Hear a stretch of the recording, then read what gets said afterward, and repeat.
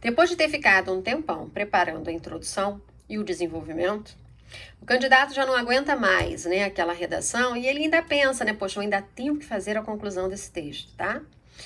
E aí resolve escrever qualquer coisa para se livrar. Infelizmente a gente vê muito isso, tá?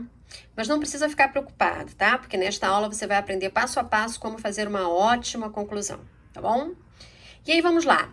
Como, Eli, eu faço essa conclusão, né, capaz para poder tirar 1000, tá? Ou pelo menos ganhar os 200 pontos dessa competência, né? Que é a competência 5 no Enem. Então vamos lá, não importa o tipo de texto, tá? O que muitos candidatos me falam é que sempre bate aquela dúvida do que escrever na conclusão. Como se a conclusão fosse algo à parte, né, de todo o texto que você já vinha escrevendo, tá? E não, ele é uma continuidade daquilo que você propôs a defender, tá? Ele não é uma parte aleatória. Então, enquanto alguns fazem um grande resumo do que escreveram até então, outros apenas param de escrever e deixam o último parágrafo do desenvolvimento finalizar o texto, que é um grande erro, né? Porque desenvolvimento é desenvolvimento, conclusão é conclusão, tá? Contudo, você deve lembrar que a conclusão, ela tem função de retomada. Ou seja, a gente ainda diz que as melhores conclusões são aquelas redondinhas, porque são aquelas que retomam a introdução, tá? A ideia de concluir tem a ver, tá, com relembrar o seu leitor, que é a banca, não esqueçam disso, a respeito do que você tratou no decorrer do texto. Sendo assim, você deve retomar o que escreveu nos parágrafos de desenvolvimento. A ideia principal do D1, a ideia-chave, ideia núcleo, né, que a gente chama também de objetivo, ideia núcleo do D2. Tá? Que também é o objetivo, tá? De forma bastante resumida. Não é o momento de expor novas ideias. Por exemplo, você não pode colocar nada na conclusão que não tenha sido mencionado no D1 e no D2, tá? Eu não tenho caráter de ineditismo a conclusão. A conclusão é a retomada das ideias do texto, tá? E no Enem, com um caráter intervencionista, tá? De minimização dos problemas apresentados por vocês, candidatos, tá? Apesar disso, a conclusão de uma redação não pode ser somente sobre o que você escreveu, sobre o que você já escreveu. Ela precisa de algo a mais, porque senão seria só uma mera repetição daquilo que já foi escrito, tá? No Enem, esse algo a mais é a proposta de intervenção. Por isso, vamos dedicar uma parte desta aula para te ensinar como fazer a conclusão do Enem com proposta de intervenção, tá? Mas, como outros vestibulares não fazem essa exigência, em seguida também ensinaria opções de conclusão para qualquer tipo de texto dissertativo argumentativo, porque podem ter alguns alunos que queiram fazer a prova do vestibular da UERJ, por exemplo, que é completamente diferente da redação do Enem. Tudo bem? Então acompanha com a Eli, tá? Como fazer uma conclusão na redação do Enem, especificamente, tá? Lembrando que você não precisa necessariamente seguir este modelo para obter nota 1000. É tão somente uma ideia, um ideário do que você pode utilizar, tá? Existem outras formas de concluir a redação do Enem. A ideia aqui é fornecer uma regra que você pode usar sem medo de errar, mas não existem só essas, tá? Essa regra se divide em 3 partes. Uso de conectivo de conclusão, retomada do objetivo e a proposta em si de intervenção, tá? E aí eu vou apresentar para vocês, claro que vocês já conhecem, alguns conectivos conclusivos, tá? Primeiramente, você deve lembrar que o parágrafo de conclusão sempre deve iniciar com um conectivo. Você pode usar portanto ou dessa forma, por exemplo. Abaixo eu coloquei para vocês uma lista de conectivos para iniciar a primeira frase da sua conclusão ou primeiro período, tá? Lembrando que o uso de conectivos sempre ajuda a manter a coesão e a coerência, que é a competência 4, a C4 do seu texto, e que também valem 200 pontos, tá? Então, a gente pode lançar mão de por isso, assim, assim sendo, sendo assim, logo, portanto, em síntese, em suma, Sendo assim, diante disso, desse modo, dessa forma, dessa maneira, destarte e dessarte, que também são conectivos conclusivos. Ok, queridos? São só apenas alguns, tá? E aí vamos ver? Então eu inicio com o conectivo, o primeiro período da conclusão, tá? E retomo o meu objetivo, ou seja, eu retomo a tese, tá? Depois de usar o conectivo, você deve retomar os objetivos da sua redação, né? Que é o que você problematizou. Então é importante que antes de começar a escrever, você defina o objetivo do seu texto lá no brainstorm, que a gente já aprendeu, no esqueleto do texto, no esboço do texto. Além disso, cada parágrafo de desenvolvimento também deve ter um objetivo, que é a ideia-chave, a ideia núcleo, tá? Portanto, você deve relembrar do objetivo do seu primeiro parágrafo de desenvolvimento e depois o objetivo do segundo. Caso você tenha escrito 3 parágrafos de desenvolvimento, que eu já falei, né, que o ideal sejam 2, mas tem gente que faz com 3, não tem problema, tá? Você também vai ter que retomar o terceiro objetivo ou a terceira ideia-chave, tá? E aí a gente chega na proposta de intervenção, lembra? São 3 elementos: iniciar com conectivo, retomada do objetivo, retomada da tese, retomada da ideia, núcleo de cada D, e aí sim a proposta de intervenção. Tá? E aí, olha, se você já fez o Enem ou já ouviu falar da proposta de redação desse exame, né? Você deve lembrar que logo depois do tema é requisitado que o candidato elabore uma proposta de intervenção que contemple, que respeite os direitos humanos. Isso é de suma importância. Se você não respeitar, se você infringir os direitos humanos, você pode ter a sua conclusão zerada, anulada, tá? Esse é um trecho muito importante da proposta de redação e que não deve ser ignorado, tá? Só a proposta de intervenção já valem 200 pontos do total da sua nota de redação, tá? Os corretores da redação não esperam que durante o tempo de prova você encontre uma solução para o problema tematizado. Tá? Ninguém espera que em 1h30 de prova você forneça, apresenta uma solução para aquela temática, para aquilo que você problematizou. Mas ele quer saber se você é um candidato cônscio dos seus direitos, dos seus deveres, e se você pudesse, num determinado dia, minimizar essa problemática, o que você faria? É isso que os corretores esperam de vocês, tá? Os corretores da redação não esperam, né, que durante você solucione. Eles somente esperam que você exponha alguma ação que ajude no enfrentamento desse problema apontado por você lá na introdução e no corpo de desenvolvimento, no D1 e no D2. Não precisa ser nada inédito, só precisa ser uma intervenção bem estruturada. Eli, mas como é que eu estruturo essa intervenção? Vamos ver como é que isso é na prática? Mas como fazer uma proposta de intervenção correta e completa? Ela precisa de 4 ou 5 elementos básicos, tá? A ação em si, que é o que você vai fazer, o que você vai propor, tá? O agente, quem vai direcionar essa ação, quem vai executá-la, quem vai encaminhá-la. Qual o efeito, para que ela precisa ser colocada em prática?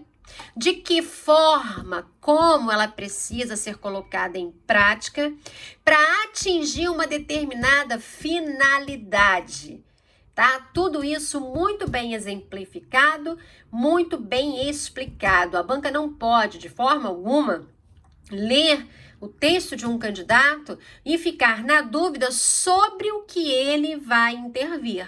Não é a banca, não cabe à banca, tá, fazer questionamentos. Ela tem que ler a sua conclusão e pensar, isso poderia ser passível de ser colocado em prática. E lembrem-se bem, tem que ser colocado em prática em um curto a médio espaço de tempo. Eli, não entendi. Vamos imaginar que o tema seja como erradicar a fome no Brasil.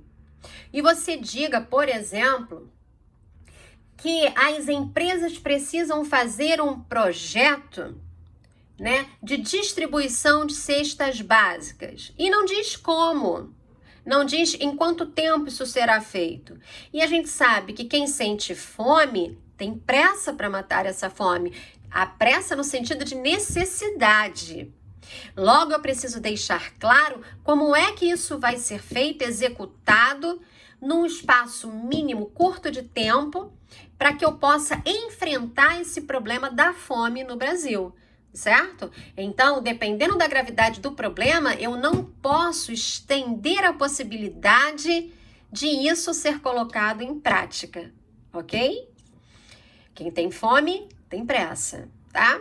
Portanto, não é suficiente citar uma intervenção de maneira genérica, sem explicar quem seria o responsável ou de que forma seria colocada em prática essa medida, essa ação. Está claro, queridas? E aí eu coloco para vocês aqui, ó, um exemplo de proposta de intervenção, para a gente dissecar esses elementos, tá?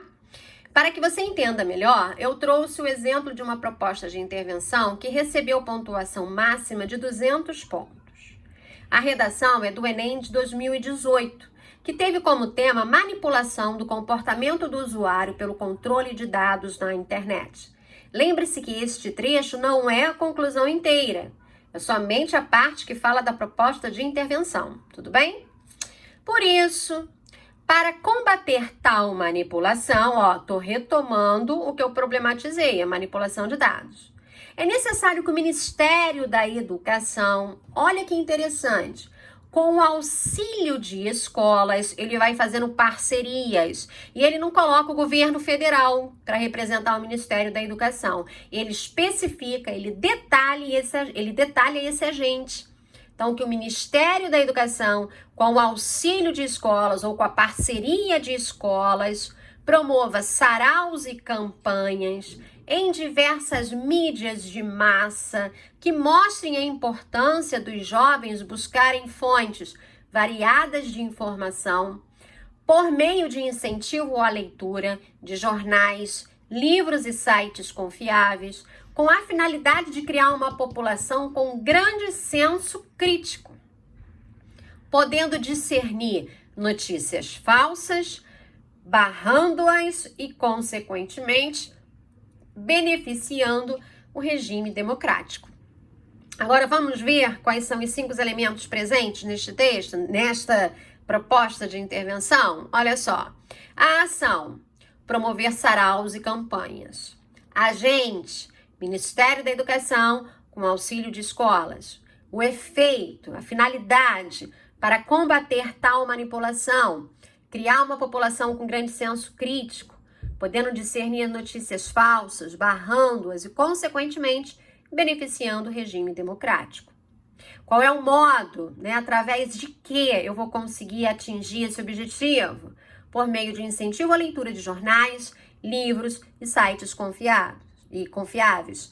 Como é que eu detalho todos esses elementos? Em diversas mídias de massas que mostrem a importância dos jovens buscarem fontes variadas de informação. Você observa que ele não deixa dúvida alguma para a banca ficar pensando, ele quis dizer o quê? Como é que isso vai ser feito? Para quem isso vai ser feito? Quem vai executar essa ação? Com que objetivo? Certo?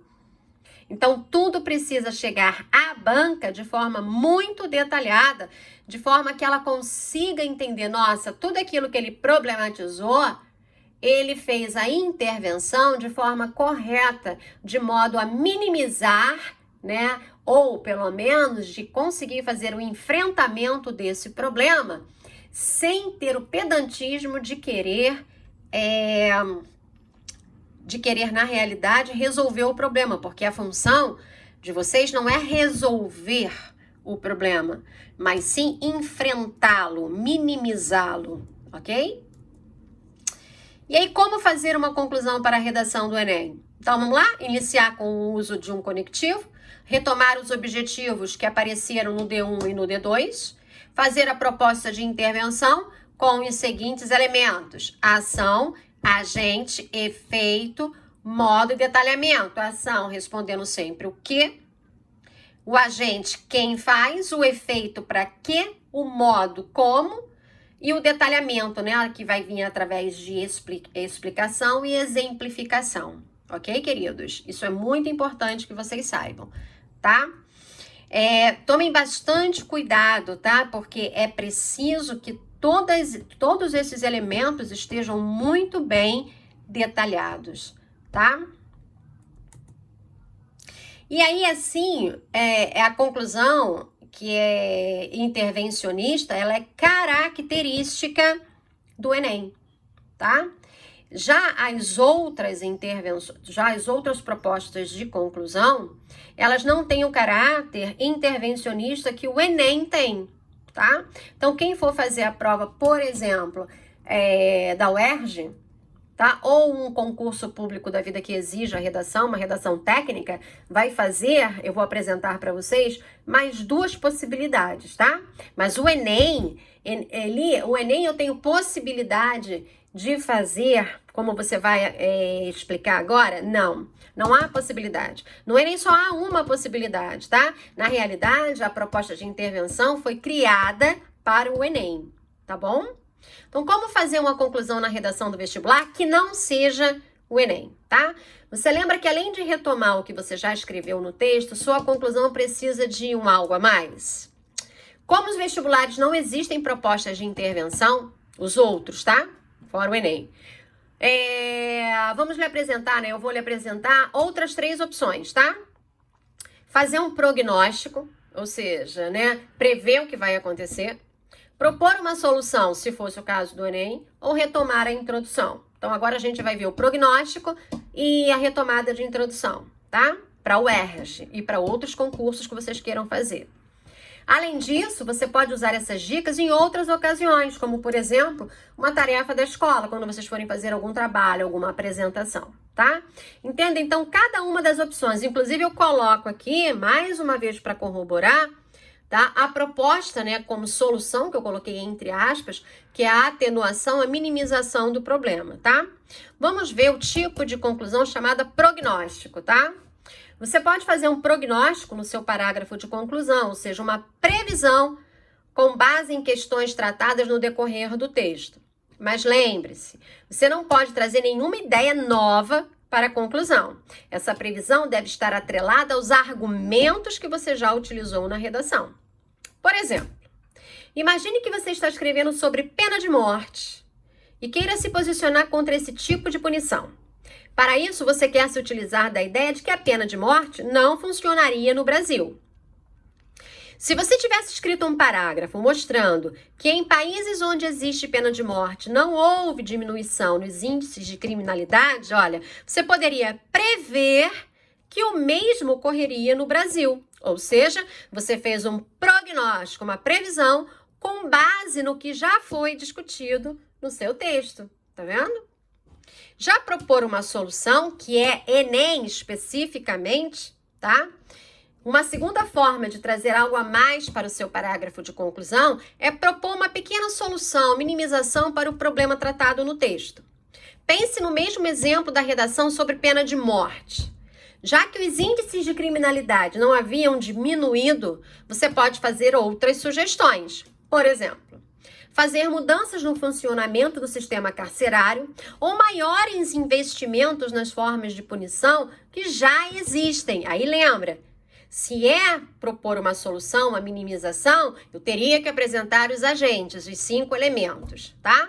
Não há necessidade de fazer grandes detalhamentos sobre como essas medidas seriam postas em prática, se não fosse o Enem, tá?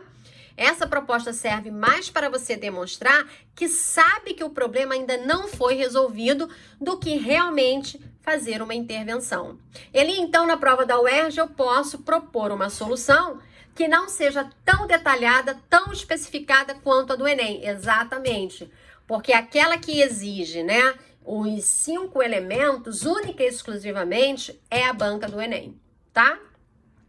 E retomar a introdução, que é um outro tipo de como você pode concluir o seu texto, tá?